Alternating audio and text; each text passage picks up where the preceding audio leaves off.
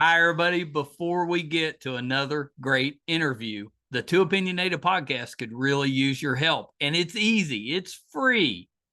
IMDb, which is the entertainment database, imdb.com, named us a top 100 podcast. We came in at number 82.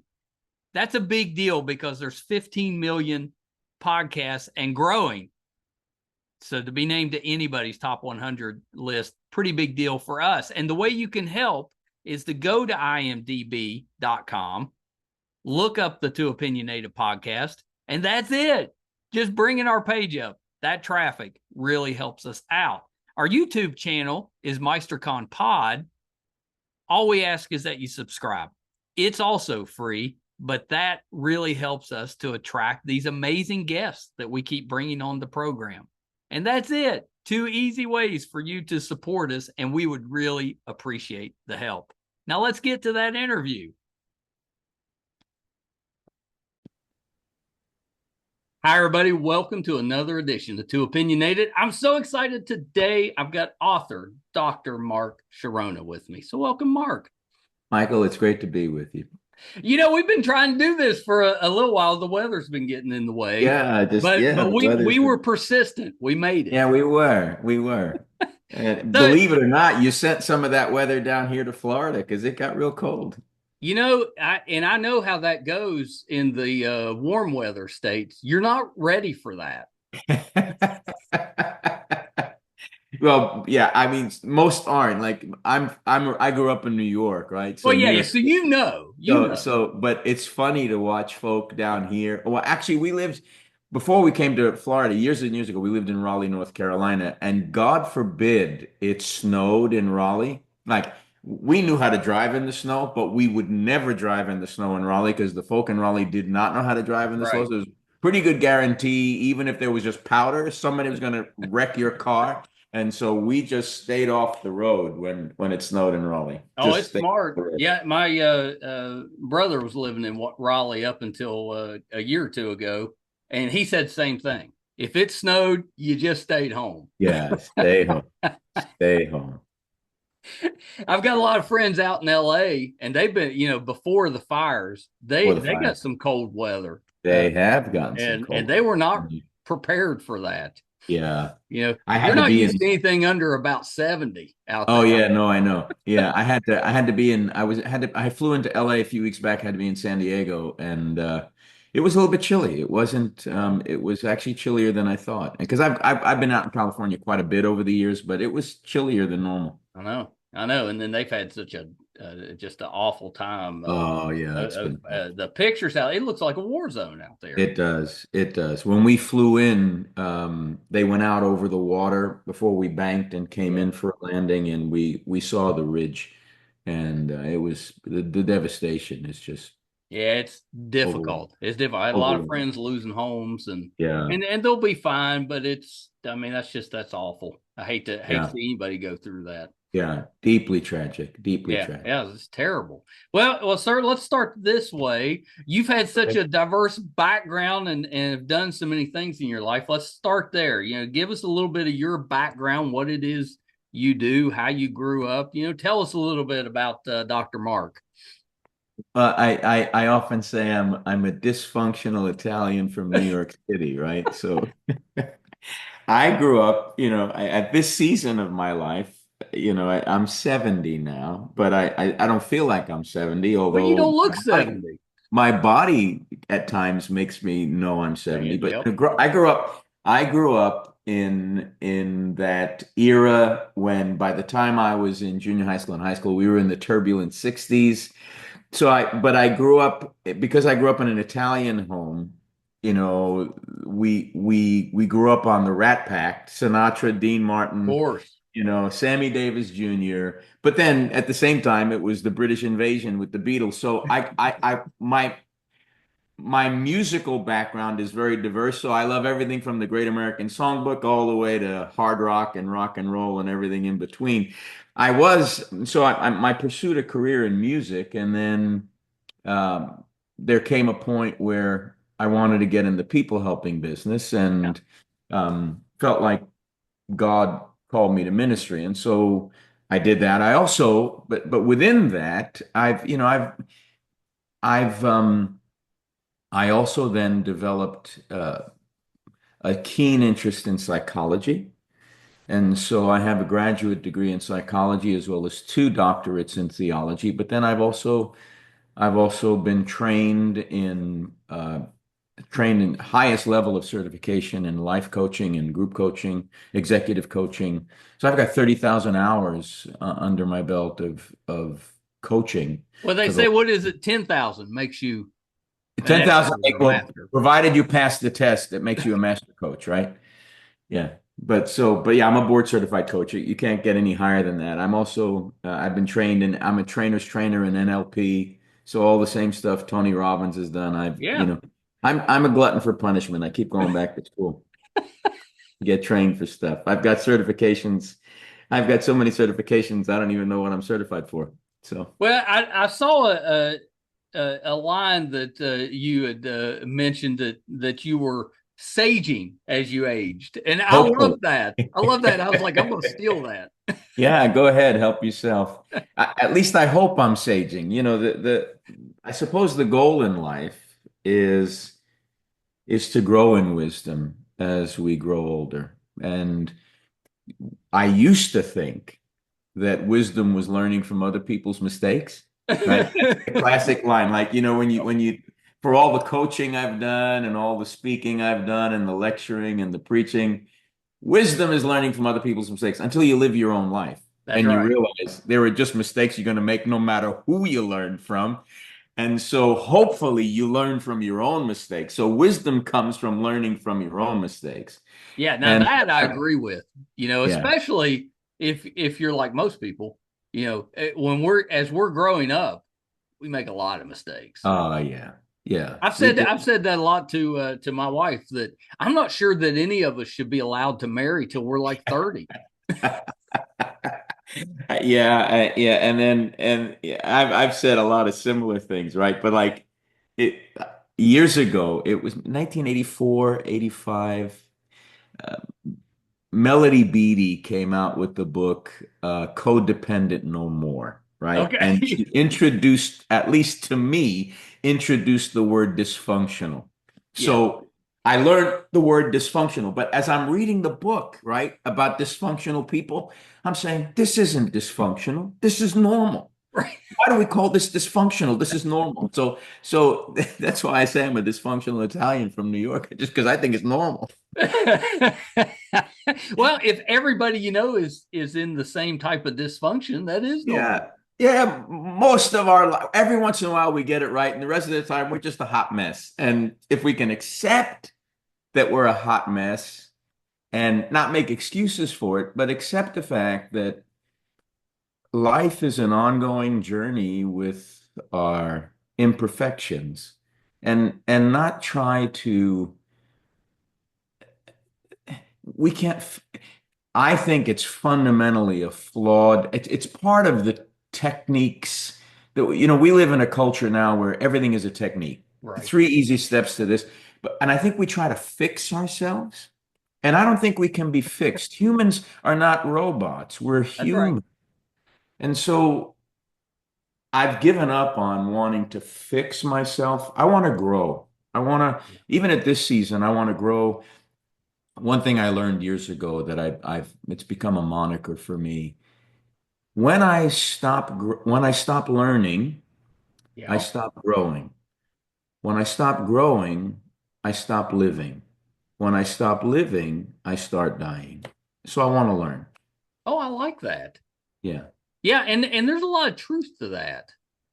Because I think just as people, that's what we're meant to do. We're Yeah. meant to just constantly be striving for more. Uh, Yeah. and if we do that, if we have that purpose, we tend to live longer. We do. Yeah, staying childlike, staying curious, right? If we talk like today, Michael, when you and I use the word curious, it's a positive word. If we go back to the Middle Ages, curious was a bad word, Right. right? It was used in a negative way, Well, but now curiosity killed that cat. it did, but satisfaction brought him back, right? That's And right. cat has 9 lives, right? So, but maintaining curiosity, Somewhere in my when I came to that midlife moment, Yeah. um, James Hollis, the Jungian therapist, very well known, in his written a multitude of books, but in his book, The Middle Passage, he opens up with Dante's Divine Comedy. At the middle of my life, I came to a dark wood, right? So when all of us come to that middle passage in life, we've got to begin to unpack our bags and face our unfinished business and stay curious enough to keep growing, right? Because Right. so the midlife crisis isn't anything new. Now we've got quarter life crises, right? You guys are claiming to have a quarter life crisis. I said, please, you haven't lived long enough to have a quarter life crisis. Just keep living. Just you'll when you hit the midlife thing, you'll know when You'll you know. get My there. my dad always said, "You're too young to be bored or to have a crisis." He's like, "Just go do something. You're young enough. You can do anything. Just go do something." Absolutely. Absolutely. So maintaining curiosity, right? The love of learning. If we can be lifelong learners, it helps us spiritually, it helps us psychologically, it helps us relationally, right? Yeah. Because um, we can't know ourselves by ourselves. So I need you, you need me, we need each other to become who we're called to be. Because I can't be that on my own.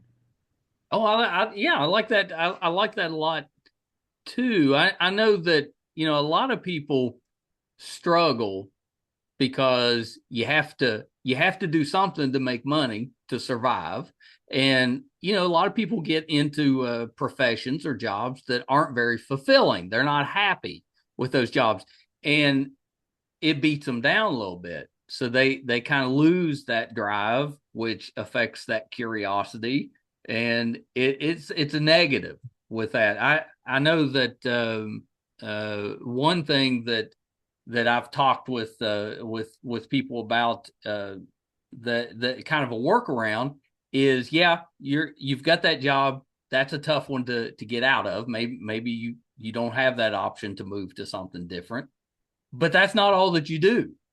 Right. So, maybe outside of that, some people do hobbies, some people volunteer, some people do, whatever it is, go back to school.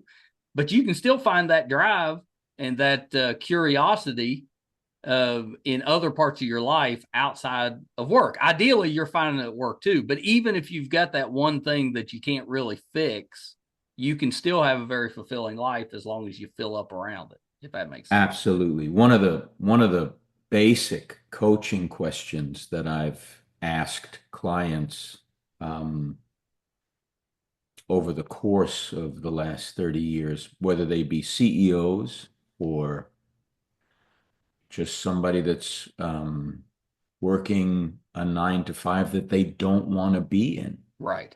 I'll say, here's the question. What is the one thing you want that matters most? And Michael, what I've discovered, and this is all across the board, every walk of life, it's the hardest question for people to answer. What do I really want? Because a lot of times we have these surface desires, right, that are fleeting. They don't Sure. last. But if we can get in touch with that deep, deep core yearning that maybe has been there from our earliest recollection, but we've never known how to honor it, how to bring it to speech. Like with people, for example, that are in work situations where they don't want to be. I've coached many of them, and I'll ask them Sure. the question, whose life are you living? And many of them will end up exploring why they're doing what they're doing. They'll talk about expectations that their parents put on them that put them in situations. And many of them that make career changes, they do it because they've done the inner work to explore whose life am I living, right? Whose voice am I listening to? Because ultimately, we're all unique. We're one of a kind, unrepeatable masterpieces. And because we are, we need to get in touch with what's uniquely tied to who we are. And sometimes that takes a lot more courage because when you grow up in a situation where the expectations are all put on you to be a certain something or someone, breaking away from that when you get to be 20 something can be a lot harder, and you can stay stuck into your 30s and 40s, but then you hit that middle passage and you start asking yourself, is this what I really want? You know, Peggy Lee, again, the Rat Pack, but Peggy Lee, when I was in high school, came out with that famous song, "Is That All There Is?" Right. Right? You know, but I think right now, Michael, we're living in a day where there's so much challenge and Yeah. so much stress, so much anxiety that people are having a crisis of meaning, and they're actually wrestling with, who am I? Why am I here? Where am I going? And who's going with me? Those are the basic existential questions, but I think a lot of folk are wrestling with that right Well, I think so, and I think a lot of our young people are now. fighting with that, which is part of the reason we're having trouble filling our service positions, is because you've got this generation of people that they're struggling to make ends meet working, Right. and they're just like, well, if I can't survive working and I'm unhappy doing it, then I'm just going to find something else to do Right. and try to. And so they're that's why you end up with a lot of people trying to make money on their own, do their own thing, but they're driven by the fact that as a society, we haven't really provided for that level that's so important for us as a society. I was kind of looking at a lot of those jobs, when I got out of college in the early 90s, you know, I wasn't making much money, but I'm looking at it, it's 30 years later, and you've got people, they're making the same amount of money that I was making 30 years ago. And Yeah, cost of living so much higher. And I absolutely. don't know what the answer to that is, but just as a society, we kind of force some of those thoughts to come out, if that makes sense. Absolutely. Totally. And I'm grateful that there are voices and resources to equip those that are wrestling. The challenge is many of them are not aware of where those resources are.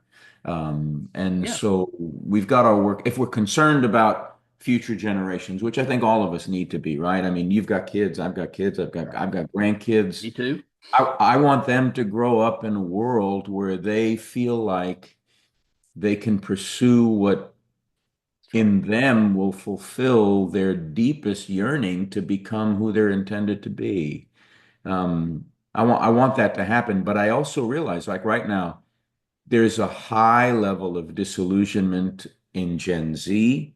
Yeah. There's frustration in Gen Y. The millennials went through their own situation. There's just a lot of crises, internal crises Yeah. that we're facing, and we do need to look at that and see. It's one of the reasons I went into the people helping business. Well, and I think it's so needed because it's, to me, it's not sustainable if you've got a large part of your population that can't afford to buy a house, can't Correct. afford maybe a second vehicle that's needed. They're just kind of week to week surviving, and it's difficult to work on yourself when you're just surviving. Absolutely. It And is. I don't, I'm not smart enough to figure all that out, but I know that we need to make sure that those kind of entry level positions that some people get stuck in their entire lives, they need to be paying enough that people Absolutely. can Yeah. make a life for themselves. Totally agree. Totally agree. Yeah. Yeah, yeah. I wanted to ask you because you mentioned LifeQuest. Uh, Talk about that a little bit. What is a life quest? I mean, I've got some ideas what that is, but what does that mean? Yeah, so that when I wrote that book, so if we take a step back, within the world of the pursuit of what makes us Yeah, tick, There are pilgrimages people can go on. There is something within the world of exploration. There are vision quests, right? Yeah. And so I was intrigued. I've studied vision quests. I've studied people that have gone on them.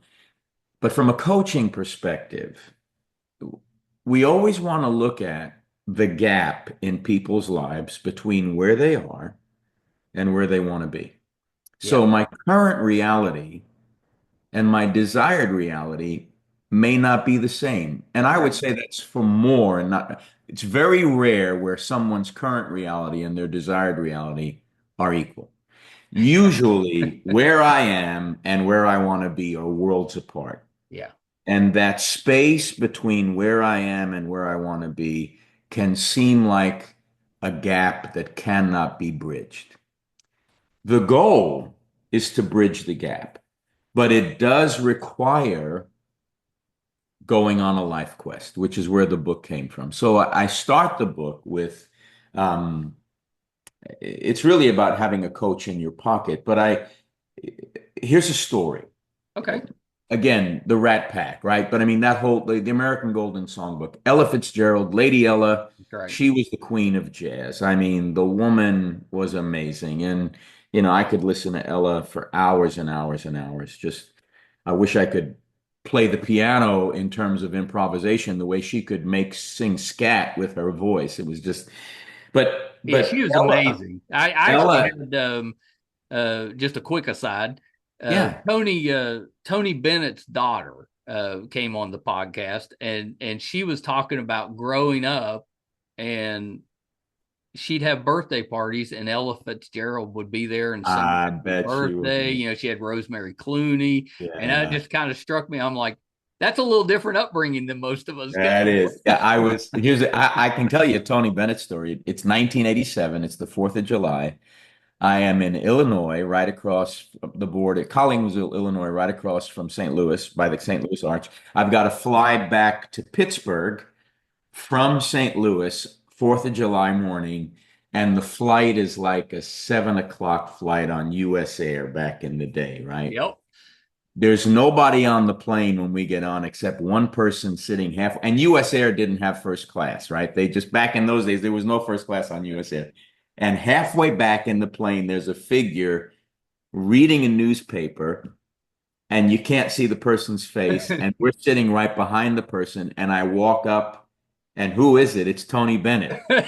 And he had just sung at St. Louis for the night before under the Golden Arch for the 4th of July celebration. And he's on his way to Hershey, Pennsylvania to do a concert. And I mean, here I am, an Italian from New York. It's Tony De Benedetto, right? I know this guy because we've got all his albums at the house, and I'm like a kid in a candy shop, right? I'm like, oh my goodness, this is Tony Bennett. So I introduced myself, and I just, I probably acted like an idiot, because I was just fawning all over the guy. But he was the most gracious, the Yeah. most affable. He was accessible. Well, he got it. Yeah, He understood that if you don't treat your fans right, you might not yeah. have any fans. Yeah, he was just so gracious. It was just one of the thrills. I'll take that all the way with me to my Oh grave. It yeah, was you one of the gotta you gotta love those little yeah, chance yeah. meetings. And as long as you're respectful, I think Right. you run into somebody you admire. I think most of the time it'll go Yeah. just fine as long as you're It not. was it was rich. So, but anyway, so Yeah, they all sang out of the American Golden Songbook. that's right. So if we think back to, I guess it would be the 30s, the Apollo Theater still to this day is a place for rising Yes. stars in the African American community to find their niche. Ella is 11 years old. She dances. She's getting ready to go on stage, and there's the historic little tree stump that's off stage that they all rub for good luck. But the woman that went on before her, and I sang or did something, I mean, she wrecked the house. The people went nuts. And Ella realizes, and it's a tough crowd because if they don't like you, they'll throw stuff at you, right? Well, sure enough, they didn't even give Ella a chance. She's on this 11-year-old kid. She's on the stage, and they're booing her. They're Oh, throwing, tomatoes and everything. And split second, Ella says, I'm not going to dance. And she looks at the band director, and her mother used to sing one of these favorite jazz songs. And she says, do you guys know this one? And they said, yes. She said, go ahead and play it. And the rest is history. She sang, they all of a sudden stopped. And when she stopped singing, you could hear a pin drop in that house for about 30 seconds. And then all of a sudden, they erupted. And Ella's whole life changed. The gap between her current reality and her desired reality was closed in that single decision when she had to own what she really, truly wanted more than anything And else. she was 11. 11 years Most of old. us go our whole lives trying to figure out what we want. Exactly. Exactly. Well, I had not a similar experience to that, but I had that moment. I was I put myself through college, owned a couple of comic book stores. Best time of my life. It was just the best. But, surviving as a college student, possible. Once you have a family and stuff, a little tougher on a comic book store salary. So I had to leave that. Well, it put me in a series of careers. I ended up spending the majority of my time running call centers, which was fine, but it wasn't anything I was passionate about. I liked the people, didn't really care for the jobs. My son came to me, asked me if I'd be interested in maybe doing a podcast with him. And I was like, well, yeah, just because I wanted to spend time with him. And I fell in love with it. It opened up stuff inside of me that I didn't even realize I was missing. And I think I brought up the comic store because it brought me back to the feelings I had 30 years ago. As a kid, yeah. As a The thing kid. that gets And your it just made me, imagination going. well, that's it. It just made me realize that, I had just gotten away from the things that I really wanted to do, which I think was I wanted to connect with people. I wanted to be involved, at least somewhat, in an entertainment capacity. And I found that with podcasting, and I didn't even realize that was what I was searching for. And I've told people that my entire life. I was like, I always feel like I'm just missing something. There's just something there that it doesn't seem quite right. And then, I found it. I just found it in my 50s. Wow. Speaking of comic books, can I tell you Of comic book course. I stories? love talking comic books. Still a fan.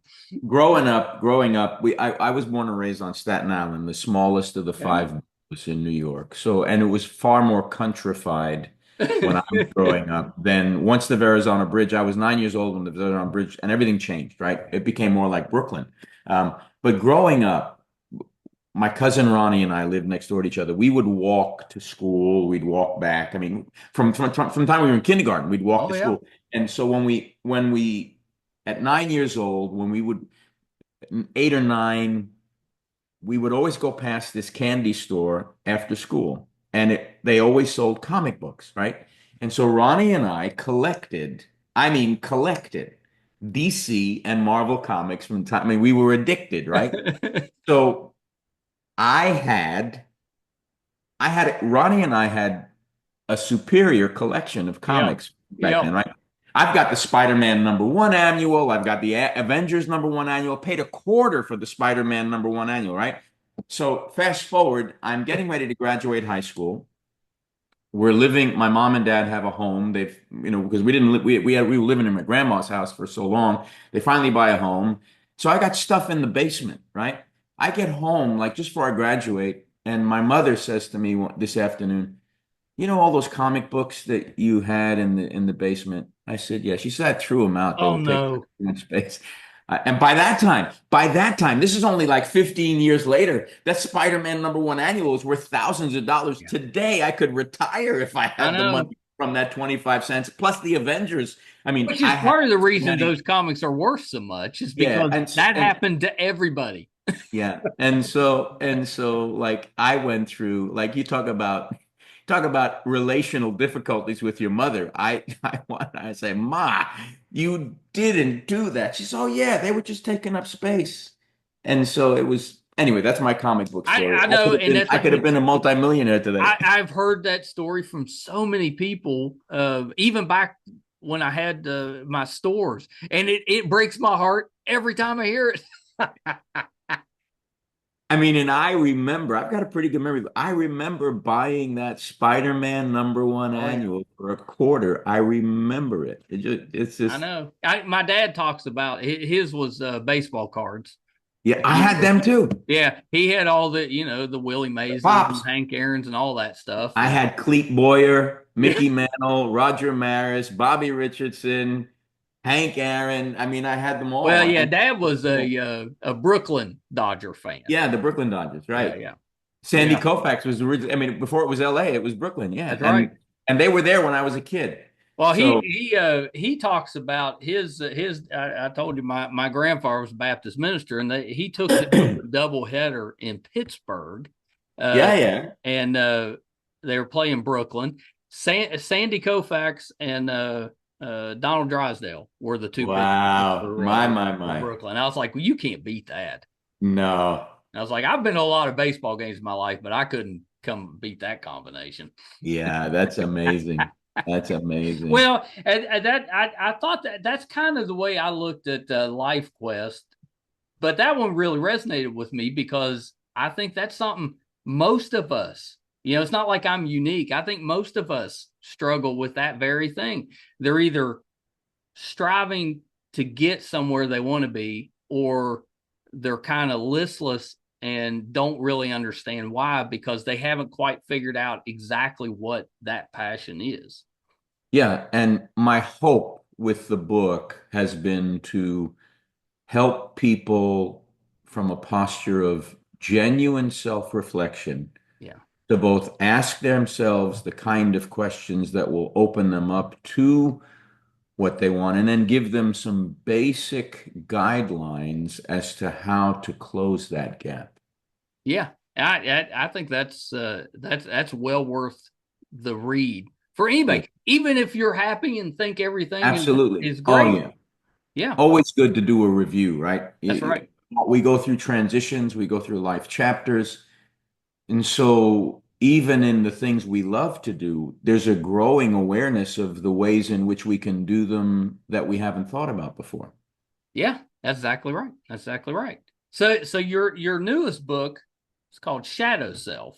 Uh-huh. Tell me about that one. Does that tie in still Well, with so kind of yeah, the life so coaching, or is so it completely different? yeah, so it's a combination of the cultural struggles we've been going through in the Yeah. last 10 years, plus it's spiritual. It's based on a story in scripture of a guy that never quite gets it's ancient King Saul. But the Yeah. first chapter, I go back 15 years in the last 15 years in our culture, and I deal with the DC universe and the Marvel universe, all the films on the silver screen. Yep. Right. And so the first chapter is why the DC superheroes are a mirror of our real condition because Superman dies, Batman bleeds, Yeah. they can have tempers and they can be as imperfect as all get out, but they can still do great stuff. So That's right. they're a mirror for how human we are. The Marvel heroes, these guys and gals are like, nothing's impossible for them. So they're a window into this level of potential and possibility that we would love to be able to access at a Well, deeper that's I level. think why people say DC's darker. Well, it's darker because it's closer to Exactly. how we are. That's exactly right. So I put both of them side by side in the last 15 years of the silver screen. Yeah. And I lay a case out for we're all looking for heroes and heroines, right? Yeah.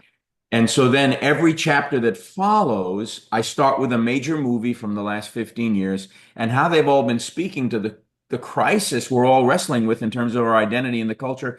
And the fact that I end up picking up King Saul from the Old Testament as the tragic hero, that all the potential he had, but he let fear get in the way of his future, Yeah. and he let his insecurity get in the way of his destiny. But then halfway through the book, I say, but what if he had paid attention to his fears and his insecurities, and instead of reacting to them, he learned from them?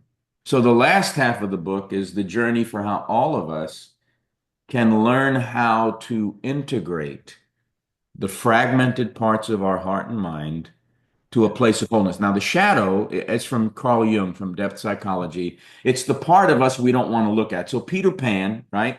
I mean, his shadow is pretty mischievous, That's right? right. And it ends up in Wendy's bedroom, but Wendy has a solution. She's going to sew the heel of his shadow to the heel of his foot so that his shadow can't get away from him. But he lives on the island of lost boys. He doesn't Yep. want to grow up. So the shadow is that part of us that not only we bury the mischievous things we don't want anybody to see, the shadow is also the place where our hidden potential that we're afraid to touch wants to come out. And so, and again, we're back to the at some Well, point because in it usually reaching that potential requires you to be vulnerable in some way. absolutely. And so that's why it's got to come out of the dark. It's got to come out of the shadow into the light. And so that's the whole book is about the journey from bringing things out of the shadow into the light so that we can become everything God intends us to become. Well, do you talk about, and I do this too, mistakes that you've made in your past tend to, you give more weight to them than maybe you should. So they tend to kind of hold you down and keep you from, maybe it makes you hesitate when an opportunity comes because, you failed in the past, something Yeah, like we are really good at beating ourselves up. We're expert at self-sabotage, right? And all of us have an inner critical voice that shows up when we don't want to hear it. that. And That's usually right learn before you fall asleep. exactly, exactly. And so learning how to I can't give what I don't have, right? Right. So if I'm going to be compassionate with Michael, I've got to learn how to be compassionate with myself first, right?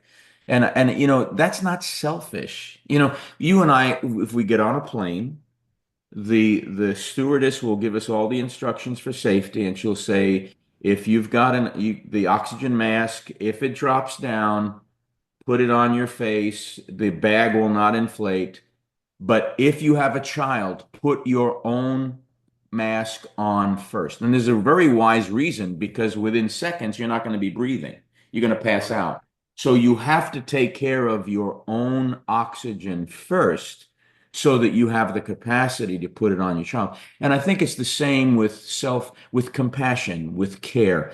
I can't give you what I don't practice in my life. And we're somehow, and again, I'll just speak from a perspective of the Christian world. We Sure. are good. Jesus said, don't judge. And yet it's the one thing that Christians do all We're the really time. good at that part. Oh, heaven help us. We're so judgmental. But all of that is a projection of our own unfinished business. Yeah. I can't judge in you what I'm not. I can only judge in you what I don't own in me. So it's Right. all judgment is projection. So I've got to come to terms with my own unfinished business. And that means I've got to look at myself in a way that's kind and accepting. I've got to accept my imperfections and learn how to embrace the fact that I'm not perfect. I'm never going to be perfect, but I can learn how to adjust and respond differently and not be triggered. So if I can learn how to practice being soulful, not soulish, or self-full, not selfish, Yeah. there's a difference. If I can learn how to be self-full in the best of ways, I can give you the best of me, which is going to bring out the best in you. I like that. Yeah, I like that. That's something we never think of. But Mm-mm. but even in little things, I know if I'm not right, then it's going to affect every interaction I have through. Absolutely. So sometimes I'm an introvert, at heart. I've got to take that little bit of time, to myself to kind of take care of myself, get refocused, and then I'm ready. Then I can Yeah. interact with people and be a positive, Absolutely. influencer instead of a negative one. Absolutely. And so again, we're back to I can't give what I don't have. Yeah. I've got to practice it on me. And honestly, like I've said this before, I'm a dysfunctional Italian from New York. I know how to beat myself up really well. I've got years and years of practice doing it. And at this season of my life, Michael, I'm learning more and more how to take a step back and not be so critical of my flaws and Right. learning how to accept, Chironna, this is just part of you being human. So how about instead of hiding it, how about just own it? Tell on yourself so that you let other people off the hook so Well, that it's yeah, okay and for they them to might be learn them. something that helps them. Yeah, yeah. So that's kind of I, so that's I what shadow self is all about. Yeah, I love that. I love that. That's all your books are so good at kind of making you look inside Yeah, in order to be better with what you project yeah. outside. Yeah, for me, the whole thing, and again, being a people helper kind of sums up how I see what I want to do most. Yeah, So for me, if you and I are on a journey to becoming the best us we can become, sure. I want to be able to benefit from you being authentic and transparent, and you benefit from me being authentic and transparent, because together both of us can become more than we ever thought possible. Yeah, I love that. I love that. And that's the truth. It's if you pay it forward, it tends to come back to you. It does. It Yeah, really does. it really does. I wanted to ask you, you mentioned, I thought it was really interesting. You mentioned being a only child and how that Yeah. kind of shaped you. Yeah. Talk a little bit about that because, I grew up, I had one brother, um, but I had a large group of cousins that I spent a ton of time with. And I know you spent some time with your cousins. But then at the end, you kind of go back by yourself. So just kind of talk a little bit about that. Yeah, I wrote a brief article on that. I didn't like being an only child. Yeah. And I begged my parents, who, a 5-year-old kid saying, I want a brother or a sister, or if you don't want to have one, adopt one. Whatever I knew or didn't know about the birds and the bees, I just knew I wanted a brother or sister. And they would never answer my question. It was just, and again, back in that generation, children were seen and not heard. That's right.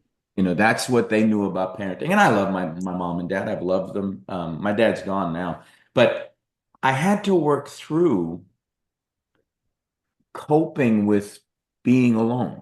Sure. And that became part of the journey of me coming to be comfortable in my own skin. Yeah. Now, I'm grateful. My cousin Ronnie and my cousin Bobby live next door. They were the brothers I never had. Yeah. My cousins Diane and Elaine, Michelle and Donna, and they were the sisters I never had, right? But I only was with them when I was with them because I still had to come home and be the only child. And so that was I didn't realize how much I wrestled with it until I got older. And when I got older, I realized, oh, there's a reason why I'm always wanting to build relationships with people. Well, that was kind of what I was getting at is that, did that realization kind of give you your Yeah. kind of life path, your career path? Yeah. And anybody that's involved in helping others is trying to help themselves. Yeah. So Carl Jung would call that the wounded healer archetype. All those that are in the people helping business ultimately are there because their own wounds have brought them to a place they want to help others process their wounds. My ex-wife is a school counselor, and she says that all the time. She's Yeah. like counselors, therapists, psychologists. She said we're all dealing with something, Yeah. but that it drives us It does. to help other people. You're trying It to really fix does. things in other people that you're working on yourself. Exactly. Exactly. And that's the journey, right? And coming to accept that, it probably, honestly, it probably took me till I was in my late 30s before I really came to deal with that. Yeah. And so I think, you know, and it's been since then I've been graduate like I'm an Italian, so I'm thick-headed. So it takes me a long time to learn. So at 70, I'm just beginning to get it, right? It's taken me this whole. Few So more now I years, feel you're like, gonna have it. yeah, just give me a few more years and I'll really have something to say. That's basically where I'm at. I love that. I love that. How long's it been since you were back in New York? I go back often because because I travel. We left New York officially in 1980. Oh, it's been a while. Went to Northwest Canada for 2 years, then came back to the East Coast to Palisades Park for 2 years. Then we relocated to Pittsburgh for three. Then we moved to Raleigh, North Carolina for 10. And then from Raleigh, we came down to Orlando for the last 26. Yeah, you've been all over the place. I have. I was Yeah. in New York in December. I went to see a friend of ours was in a play, and we went out. And I found I'm a celiac, and there's several Italian restaurants in New York that are completely celiac friendly. And West Yeah. Virginia, we don't have anything like that. And it was so good. Oh, I got yeah. to eat things that a lot of times I'm left Yeah. out of. So But that's part of the in reason I terms, love going yeah, to New York is the in food. terms of food, there's no place like New Oh, York, right? unbelievable. Now, in terms of traffic, there's no place like New York either, which is Well, why I I'm said that too. I out don't there. drive to New York. Yeah, Fly. I'm glad I visit now because it just brings back. Now, I was a New York City school teacher, so I had to drive on the Oh. BQE every day and on the expressway. It just Well, the they're making it, kind of expensive to drive. Oh, listen, when I was a kid, I was on the Verrazano Bridge the day it opened, and it was a Oh, quarter. It was a quarter. yeah. By the time I was married and had to go back and forth for school to teach, it was like $10. Yeah. Now, forget about it. And at the time, Mayor Lindsay, John Lindsay was the mayor of New York, and he was so proud the day it opened. And he said, and the quarter, it's going to pay off the bridge. And once the bridge is paid off, there will be no tolls. Yeah. Well, from his lips to God's ears, it didn't quite reach God's ears, I don't think. Yeah. It didn't quite work out that way. We've got toll roads in West Virginia, Mhm. and it was all growing up. They're always saying it's temporary. Once the roads are paid for, they'll go away, and they have not went away because they're Right, still paying for stuff. right. Friend of mine that was from New York and moved to Texas. We talk about toll roads. So, well, if they ever do that in Texas, we're going to blow those roads up. And they probably would in Texas. You wouldn't have any Uh, toll booths left. yeah. Well, sir, thank you for taking a little bit of Michael, I'm time honored here. that you had me on. You'll have to come back. There's just so I'd be much honored. along these lines that we could talk about. It's such an Sure. interesting subject. But the new book is called Shadow Shadow Self. self. Yeah. Yeah, and I encourage everybody to check that one out as well as your other works. It's if you're on that journey to improve yourself, all of them I think help. They're so well written. Yeah, they're all there. You can get them on Amazon. Just go on Amazon. You can get them in Kindle. You can get them in paperback. Some of them in hardback. Well, and we talked offline about your website, or maybe when we first started. Give that website too, because you do have a really nicely done website. Mark Chironna, Chironna, markchironna.com. Yeah, yeah. It came right up. I didn't even get through your last name, and it popped right up. Are you on social media? I am. I'm on Instagram. I'm on Twitter. I'm on Facebook. Yeah, you almost have to be these days, especially Yeah. if you're an author. You gotta Yeah. be on there so you can kind of put that stuff out there. Yeah. Sure. For sure. Well, sir, before I let you go, anything else that you're working on that we can kind of keep an eye out for? I'm writing a book on cultural exhaustion. It's Oh, the follow-up to Shadow Self. I yeah, feel like explain that. we're all there's a cultural exhaustion that we're all facing, and I'm in the middle of writing on that now. Yeah, very nice, very nice. Are you still podcasting? I am. I'm right now. We started a new stream of my podcast where I'm dealing with leadership, but the first few are a dear friend of mine who's a scholar who knows me well is actually asking me questions about my journey and how I've processed my own unfinished business. Oh, very So that's how nice. it started. So Yeah. What's the name of the podcast? I think it's just I, Just the you name. know what? I think it's just my name. My office probably knows better than me, but I think it's just I think it's just my name. I think it's Let me just see Mark if I Chironna. wrote it down. Maybe. Oh, The Edge. Maybe. Yeah, there's one is the Edge. Uh-huh. Yeah. I did write that one down. Well, sir, you'll have to come back when that next I'd be book's honored. ready. Please reach out. We'll do this I again. promise. Thanks, All right. Michael. You're so welcome. Hold on one second. Dr. Mark Chironna. Hopefully I said Chironna. I may have said Sharona, from the old song, My Sharona. But Chironna, what an intelligent, thoughtful man. I absolutely love talking with him. And the more I read about him as I was prepping for the interview, the more I liked him. I love the fact that he's taking some issues that he has dealt with in his life, and he's trying to help other people with those. And in the process, he's finishing that life quest of his own. He's checking off those boxes of things that internally he needed to accomplish. So I love that, and it really did resonate with me because I'm in that later in life career change. I've talked pretty open about that.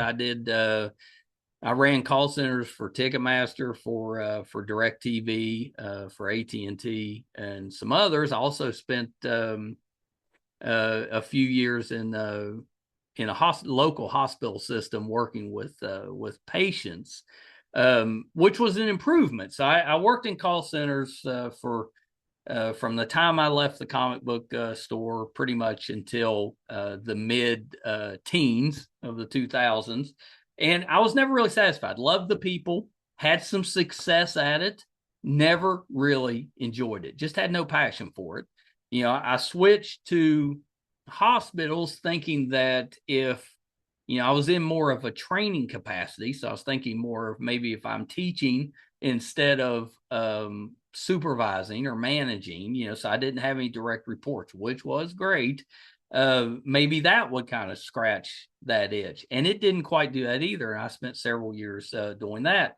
Brett came to me with this podcast. I've always regretted closing my stores before he was born, because he shares a lot of the same loves that I do. So I was thrilled to death. And the only expectation we had was that we would get to spend some time together, and maybe a couple of people in the family would listen. At that time we weren't doing video, and I fell in love with it, and I still love, my favorite thing is still the ones that Brett and I do, and it's just the two of us. Absolutely love those.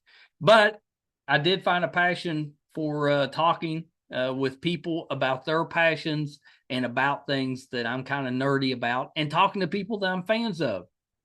Found, I don't know if a purpose is necessarily the right word, but I definitely found something that inspired me, that gets me excited. When we started, we were in a bedroom. Now we're in our own studio. It's 5 minutes from the house, but I love that little drive over to the studio. It feels like I'm going to work, and I get here and I just have the best time. All that because I think Dr. Mark, he works so much in that type of thing, finding your passion, finding that life quest, and then doing the things that you need to achieve it. And I love that. Absolutely love that. The new book's called Shadow Self. Do yourself a favor and check that out. Give Dr. Mark Chironna your support. If you're finding us for the first time, and maybe I've piqued your interest a little bit, I've got good news for you, or maybe bad news. Today we're putting out episode 914. So 914 episodes. You can find all of those audio and video versions on our website, meistercon.com. So please check us out there. I'd put our guest list up against anybody. We, in my opinion, have had the best from the entertainment world, the music world, the philosophical world, the book world. I'm very proud of our guest list. I put it up against the entire podcast, talk show, anything. So please check those guests out. You can go to our IMDb page, imdb.com. IMDb, by the way, named as a top 100 podcast. There's 15 million and counting podcasts out there to be named to someone's top 100 list. Pretty special. Surrounding us is all of these Marvel podcasts and Joe Rogan's and all these just monster podcasts. So to be listed in there as a father and son team in a small town in West Virginia, pretty special. So imdb.com, but it'll list all of our guests. You look up the two opinionated podcasts, it'll come right up for you. Last one, our YouTube channel is MeisterCon Pod. Please subscribe. It's free, really helps us out. So YouTube, MeisterCon Pod. Thank you guys so much. Till next time. Bye, everybody.